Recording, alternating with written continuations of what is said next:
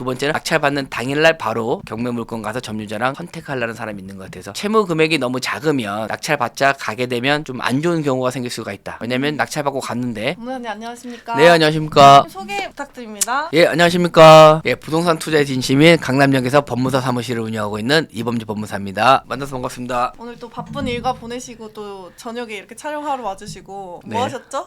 아직 일과가 안 끝났어요. 오후에는 저희 올인원 2기반 1대1 미팅이 있어가지고 아침 10시부터 5시까지 1대1로 강습했고 지금 와서 잠깐 촬영하고 있습니다. 네, 또 정규강의님들 신경 쓰시느라고 바쁘신 것 같습니다. 예, 1대1 케어를 좀 해줘야 돼가지고 그렇게 지내고 있습니다. 오늘은 명도에 대해서 얘기를 해보려고 합니다. 명도가 어떻게 하느냐에 따라서 수익률이 너무 천차만별이더라고 진짜.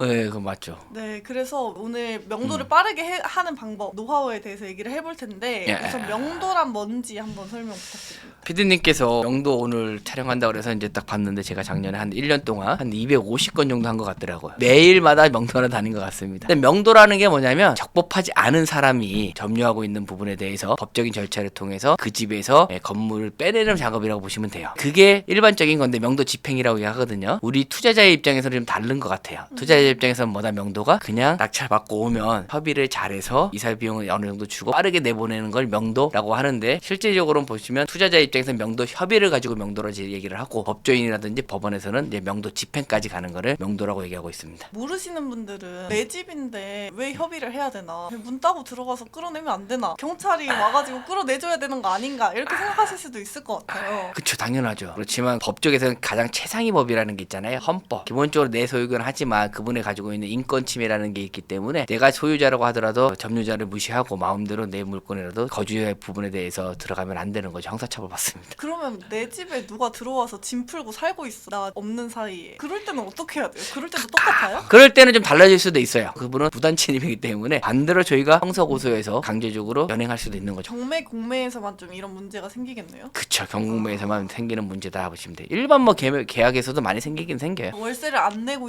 그쵸. 있다거나 처음에는 정당한 계약을 했지만 일정 부분이 계약이 지났는데도 안 나가고 보증금이 있는 건 다 까먹으신 분들이 끝까지 버티게 되면 강제적으로 내보낼 수 없기 때문에 그때는 아까 법적에서 보증해주는 명도 소송을 통해서 내보내는 집행을 해야 됩니다. 그러면 사람들이 명도를 어려워하는 이유가 있을까요? 명도를 어려워하는 이유 중에 뭐 제가 수업 시간에 얘기하지만 3가지라고 생각합니다. 첫 번째, 절차적인 문제인 것 같아서 앞으로 어떻게 될지 모르니까 뒤를 모르니까 이제 겁나는 부분. 두 번째는 기간. 시작을 했는데 얼마만큼 걸릴지 모르기 때문에 거기에 대한 두려움. 세 번째는 하긴 하는데 그러면 도대체 돈이 얼마나 들어갈 거야 하는 비용적인 부분 때문에 사람들이 명도를 어렵다고 생각하시는 것 같아요. 그렇지만 이거는 공부하면 되는 거기 때문에 절차라는 거는 법적인 절차가 딱 정해져 있기 때문에 이렇게 간다는 것만 이해하면 되는 거고 기간은 대략적으로 2개월에서 3개월 걸린다는 거 이해하면 되고 비용은 계산기를 두들겨 보면 되기 때문에 사실은 공부만 조금만 하면 이렇게 되는구나 그걸 알 수 있습니다. 좋습니다. 그러면 낙찰 이후에 다들 뭐부터 시작해야 되지? 혼란스러워 하시잖아요. 다 배웠는데도 낙찰 받은 이후에 어떻게 명도하면 되는지 프로세스 한번 설명해 주시면 좋을 것 같은데 낙찰 받은 날 해야 하는 게 있을까요? 일단 낙찰 받고 난 다음에 2가지 유형으로 나누는 것 같아요. 첫 번째는 낙찰 받았으니까 오늘은 힘드니까 집에 가서 편히 쉬어야 되겠다 하시는 분이 있고 두 번째는 낙찰 받는 당일날 바로 경매 물건 가서 점유자랑 선택하려는 사람이 있는 것 같아서 채무 금액이 너무 작으면 낙찰 받자 가게 되면 좀 안 좋은 경우가 생길 수가 있다. 왜냐면 낙찰 받고 갔는데 경매 당하는 채무자의 소유자께서 경매된 거를 모르고 있을 수도 있거든요. 그러면 그걸 알려주는 꼴이 돼서 이분이 채무를 다 갚아버릴 수가 있어요. 그러면 내가 낙찰 받았지만 매각 불허가 되는 경우도 있기 때문에 조심하라 그러고 그게 아니라면 대부분 낙찰 당일날 가는 걸 저는 선호합니다. 낙찰 당일날 첫 해야 될 거는 딱 2가지라고 생각해요. 첫 번째는 뭐냐면 살고 있는 점유자가 누군지 확인하고 그분의 연락처만 받는 거. 두 번째는 뭐냐? 내부 확인하는 거. 저희도 영상을 많이 찍었잖아요. 작년까지 다녔는데 문 따고 나니까 화제돼서 인테리어 비용 2-3천만 원 날리신 사람도 있고 그리고 두 번째는 요즘 허구 물건이 많다 보니까 1년간 경매하는 동안 비어 있어가지고 낙찰 받고 돈 다 내고 들어갔더니 누수로 인해서 집 전체가 곰팡이 쓸어가지고 그런 경험도 있기 때문에 2가지만 집중하시면 될 것 같아요. 누가 점유하고 있는지를 파악해갖고 연락처 받는 거 그리고 내부가 정말로 그렇게 큰 누수가 없는 상태라면 괜찮으니까 내부 상태를 확인하는 거. 이 2가지 정도로 첫 방문 때 확인해야 될 꼭 필수적인 요소라고 생각합니다. 그 2개만 해도 되게 큰데 엄청나죠. 네. 그러면 만약에 낙찰 받은 날 갔는데 부재 중이거나 이럴 때 어떻게 해야 되는지 연락이 막 안다. 연락처를 남기고 왔는데도 연락을 안 주는 경우가 또 있잖아요. 그쵸, 많죠. 그때는 어떻게 흔하죠. 해야 될까요? 대부분 사람들이 아까처럼 첫날에 갔을 때 연락이 안 되면 메모지를 붙이고 오는데 당연히 연락이 오면 서로 연락하면 되는 거지만 연락이 안 올 경우에는 대부분의 살고 있는 사람이 심리를 좀 파악하셔야 돼요. 나이가 들어서 아예 이 내용이 뭔지를 모르시는 분들도 있을 수 있을 테고 어떤 분들은 분들은 무서워서 숨어드는 사람도 있을 테고 어떤 분들은 그냥 여러 가지 이유로 단기간 더 살다가 있기 때문에 그때는 저희는 어쩔 수 없이 할 수 있는 게 뭐다? 경매에서만 인정할 수 있는 제도가 있어요. 인도명령 절차라는 거. 그래서 인도명령 절차를 통해서 법원을 통해서 그런 공문 하나 보내주면 상대방이 좀 압박이 많이 가기 때문에 스스로 그 정도 받고 나면 전화가 먼저 오거나 대부분이 메모한 거 못 봤다 그러면서 연락이 많이 오는 편입니다. 인도 명령을 하면요. 네, 인도명령을 하게 되면. 언제 어떻게 하는 거죠? 인도명령은 보통 이제 소유자가 되는 시점부터 할 수 있는 거기 때문에 잔금 하고 나자마자 바로 할 수 있는 게 인도명령 절차여서 잔금 납부할 때 인도명령 신청을 동시에 하셔라 이렇게 얘기를 드리고 있습니다. 저도 경험이 있던 것 같은데 그거를 법무사님이 해주시는 건가요? 보통 할 수 있는 건 다 똑같잖아요. 본인이 하는 방법 하나, 대리인이 하는 방법. 근데 대리인이 그게 변호사냐, 법무사냐, 일반인이냐 하는데 대부분 이제 법무사한테 맡기는 이유가 경매를 받고 나면 저희가 가장 중요하게 생각하는 뭐냐면 대출을 받잖아요. 대출을 받으면 은행에서 연계된 법무사 통해서 소유권 이전 등기를 하라 그러다 보니까 그분이 잔금을 납부를 하게 돼요. 그분이 잔금 납부하러 법원에 가게 되니까 그분을 통해서 인도명령 하는데 도와주세요라고 얘기를 합니다. 예전에는 기본적으로 이거는 비용이 있어요, 사실은. 근데 비용이 있는데도 불구하고 요즘은 이게 비용이 없는 걸로 많이 이제 바뀌면서 대출 받을 때 법무사님 통해서 소유권 이전 등기 비용을 들였으니까 보통 좀 도와주세요 하고 무상으로 하는 경우도 많고 많이 주면 한 3만 원 정도는 충분하다. 충분하다기보다는 하는 시간이 많이 걸리지는 않아요. 뭘 우리가 소장처럼 쓰는 게 아니라 기존에 정해져 있는 폼에다가 아까 제 인적사항만 적기 때문에 좀 빠르게 30분 내로 할 수 있는 거기 때문에 한 3만 원 정도는 드리면 대부분의 이제 법무사 쪽에서 흔쾌히 요즘은 해주고 있는 걸로 알고 있습니다. 그럼 만약에 이제 인도 명령까지 하고 했더니 연락이 와서 연락이 닿았다. 네. 이랬을 때는 또 어떤 식으로 협상을 시작을 해야 되는지 궁금하실 것 같아요. 연락이 왔을 땐 가장 중요한 건 부분 아까처럼 내부 부분에 대해서 그분들을 이제 건드리면 안 되겠죠. 강대강으로 부딪혀버리면 연락도 끊을 수 있기 때문에 최대한 포용하는 것처럼 하면서 내부에 대한 부분을 상대를 물어보는 게 첫 번째고요. 두 번째는 가장 중요한 거는 뭐냐면 이사 비용을 먼저 얘기할 필요는 없어요. 말씀하셨다시피 우리가 이사 비용을 줄 의무가 없거든요. 그리고 그분은 원하는 권리 자체가 없어요. 근데 우리는 협의를 잘해주면 이사 비용을 드리는 거기 때문에 여기서 말하는 협의가 뭐다? 빨리 나가. 그쵸. 이사일이에요. 얼마나 빨리 나가느냐에 따라서 은행에 내는 이자 비용을 세이브 시킬 수 있기 때문에 그래서 우리가 원하는 거는 언제 나가는지 이사를 확실하게 대부분 사람들이 전화할 때 보면 물어보면 뭐냐면 이사는 언제 나가냐 물어보면 7월 말쯤에 나가냐 하면 알겠습니다 이렇게 하거든요. 저는 그렇게 얘기하지 마라 그러세요. 이사 날짜는 딱 명확하게 스스로가 결정할 수 있기 때문에 어떤 이유가 상관없이 딱 날짜를 1일을 정해라. 7월이면 7월 31일 7월 말 이거 아니라 7월 31일 7월 30일 정해주고 난 다음에 거기에 따라서 우리가 이자 비용이랑 계산을 해서 이사 비용을 일정 부분에서 협의로 드릴 수는 있습니다. 점유 이전 가처분은 언제 하는 거예요? 말 그대로 점유 이전이잖아요. 점유를 이전하는 거를 금지한다는 거다. 그 네. 법원에서. 그게 무슨 뜻이냐면 내가 이제 명도 집행을 받았어. 인도명령을 받아서 A라는 사람을 대상으로 인도명령을 받아서 집행하러 딱 나갔는데 거기에 A가 안 살고 있고 갑자기 B로 점유가 변경돼 있으면 처음부터 다시 해야 돼. B를 대상으로 다시 인도명령을 받아서 다시 또 명도 집행을 가야 돼요. 근데 이게 계속 매번 돌아가면 저희가 인도명령을 안타깝게도 계속 할 수 있는 게 아니라 잔금 납부하고 나서 6개월 이내만 할 수 있기 때문에 계속 점유가 변경이 바뀌게 되면 소송으로 가야 되거든요. 이런 거를 방지하기 위해서 점유 이전 가처분을 A를 해놓고 집행 가서 B가 됐다고 하더라도 A에 대한 부분이 승계가 되기 때문에 B를 대상으로 명도 집행을 할 수 있는 거예요. 예전에는 당연히 인도명령 절차와 점유 이전 가처분이 별개의 절차이기 때문에 두 개 동시에를 다 인용을 해주셨거든요. 점점 갈수록 채무자에 대한 인권도 중요하기 때문에 인도명령을 했으면 점유 이전 가처분을 기각하는 사례가 좀 많아지고 있어요. 왜 인도명령을 하고 나서 하면 되지 않겠냐라고 법원에서는 얘기를 하는 편이고 저희는 만약 인도명령 했는데 사람이 바뀌면 어떡하냐? 그럼 법원에서 딱 한마디만 합니다. 뭐라고 하냐면 다시 하면 되잖아. 그러니까 실무와 판사님들의 생각은 좀 많이 다르다. 안타깝긴 해요. 아직까지는 그래도 두 개로 해주면 다 해주는 경우도 많긴 해요. 그래서 두 개를 많이 하시면 됩니다. 최악의 상황에서는 또 강제 집행을 가지 않습니까? 협의가 안 네, 되면. 맞아요. 강제 집행 과정도 한번 설명해 주시면 좋을 것 같아요. 근데 어떻게 진행이 되는지. 말 그대로 이제 강제 집행을 할 수 있는데 마음대로 할 수 있는 게 아니라 권한을 받아야 되거든요. 그러면 저희가 인도명령 신청을 해서 인도명령 결정이 나오면 그 결정문을 가지고 어디로 가느냐 법원 내에 있는 집행관 사무실에 가서 부동산 강제 집행 신청하러 왔습니다. 얘기를 하면 집행 양식을 줍니다. 양식이 어려운 게 아니라 거기에 우리의 인적사항만 체크하면 되는 거여서 강제 집행 신청하고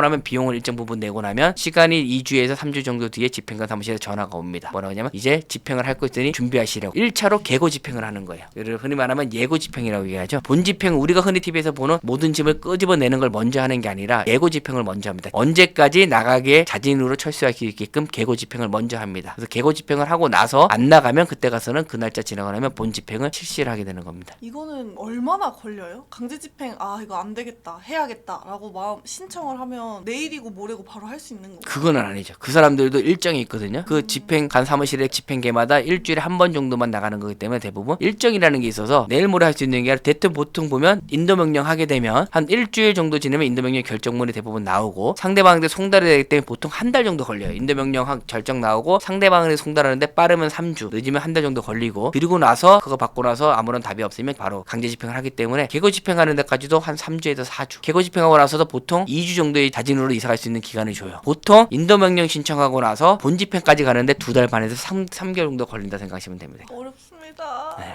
너무 걸리네요. 어려운 것보다는 시간적인 없기 때문에 빨리빨리 내보내는 게 그래서 이제 좀 사람들이 힘들어해요. 2달 정도 이상 걸리기 때문에. 그래서 강제 집행을 비추하는 이유가 또 있으실 것 같아서 강제 집행까지 가지 말고 될 수 있으면 협의를 잘 봐주시려고 하시는 것 같아요. 네, 맞아요. 이유가 있나요? 아까 말씀하신 대로 첫 번째는 뭐냐면 절차를 모르기 때문에 도대체 어디 가야 되는 거야 생각하기 때문에 되게 힘들어요. 그리고 직장을 다니다 보면 내가 아침에 계속 휴가를 내고 법원에 쫓아다닐 수가 없기 때문에 그런 부분이 있고 두 번째 부분은 아까처럼 기간이 오래 걸려요. 말은 이제 2개월, 저희 같은 경우는 평생 하는 거기 때문에 2, 3개월 당연히 견뎌낼 수 있는데 투자자들은 한국의 투자자들은 빨리빨리를 좋아하기 때문에 3개월 이상 가면 힘들어하세요. 세 번째로는 뭐냐면 비용적인 부분이 너무 많이 들어가니까. 네 번째 마지막이 뭐냐? 그 집행이 끝났다고 해서 끝난 게 아니에요. 본 집행을 하면 끄집어내면 끝나겠지. 그게 끝난 게 아니에요. 끝나고 나면 자진적으로 그 컨테이너 박스에 보관해놓은 짐을 가지고 채무자가 안 찾아가면 우리가 그거를 또 처리를 해야 돼요. 유체동산을 매각을 해서 아무도 안 받아가면 우리가 또 사서 우리가 또 폐금을 처리해야 되니까 추후 절차도 본 집행 끝나고 나면 추후 절차도 우리가 상당히 귀찮아집니다. 그래서 이런 네 가지 이유 때문에 절차적인 문제, 비용적인 문제, 기간적인 문제 그리고 추후 절차가 귀찮아지기 때문에 집행보다는 최대한 협의를 봐서 내보내는 거를 저는 추천드리고 있습니다. 이게 집행 가보신 수강생들 얘기를 들어보면 보통 일이 아닌 것 같더라고요. 그리고 비용도 생각했던 것보다 1.5배에서 2배 정도 더 나온다 이렇게 맞아요. 얘기를 하는데 강제 집행에서 또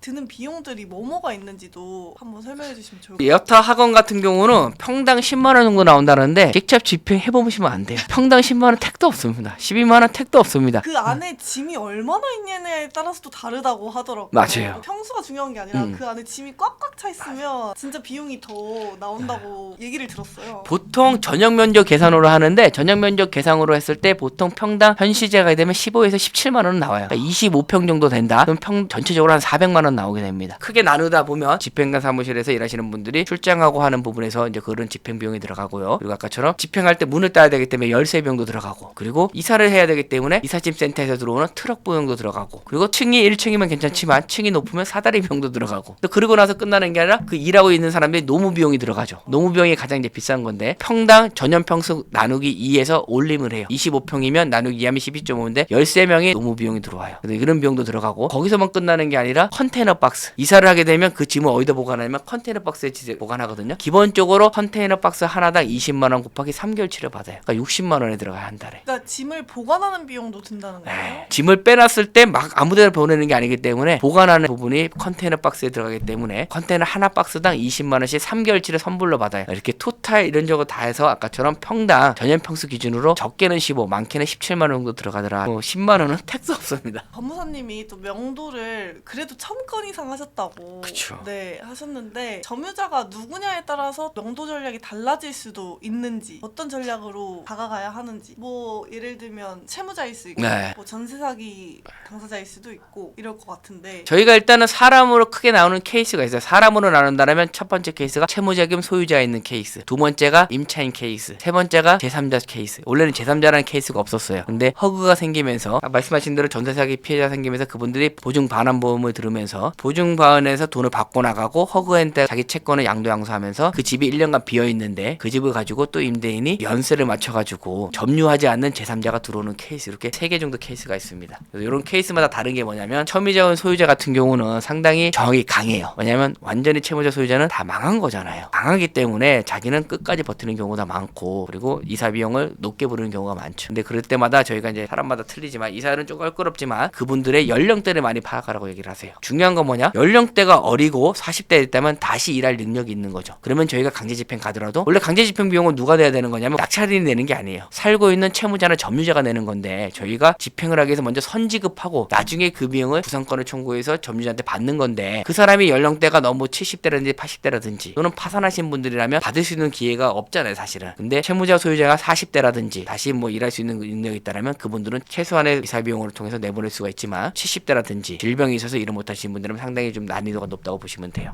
두 번째로는 임차인 같은 경우, 임차인은 그래도 쉬운 편에 속한다. 왜냐면 대부분의 임차인들이 나이가 어리세요. 원룸이나 다가구 이렇게 낙찰 받아보면 임차인들 대부분 어리세요. 어리신 분들은 마음적으로 약하고 순수하기 때문에 아직까지는 일정 부분에 압박을 한다든지 인도 명령만 받아도 대부분 스스로 나가는 경우가 많고, 그렇지 않다고 하더라도 임차인들은 저희가 쓸 수 있는 게 있잖아요. 임차인들은 배당받는 사람들이 있다라면 저희가 배당과 동시에 할 수 있는 게 명도 확인서라든지 그런 걸 내줘야지 배당을 받기 때문에 이렇게 딜할 수 있는 게 있어요. 그래서 조금 쉬운 편이다. 가장 어려운 게 이제 제3자인 거죠. 제3자 같은 경우 어려운 이유가 뭐냐면 전입세대로 되어 있다라면 전입세대 열람은 띄어서 그 이름대로 인도명령을 신청하면 되지만, 요즘은 전입세대 열람은 자체를 안 들어가시는 분들이 많으세요. 그러면 누가 살고 있는 자체를 모르기 때문에 인도명령을 어떻게 해야 되는지 소명을 해야 되거든요. 그러면 아까처럼 저 같은 경우는 금요일날 저녁에 가서 1박 2일 동안 그 집에 있는 경우도 있고, 그 사람의 인적사항을 알기 위해서 뭐 택배 박스라든지 아니면 직접 만난다든지, 그래서 그렇게 해서 인도명령을 해서 진행하는 방법이 있습니다. 그 명도에 대해서 걱정이 많아서 경매, 공매를 시도조차 못하시는 분들도 계시는 것 같고, 네, 맞아요. 용기 있게 시작했다가 이거 뭐지?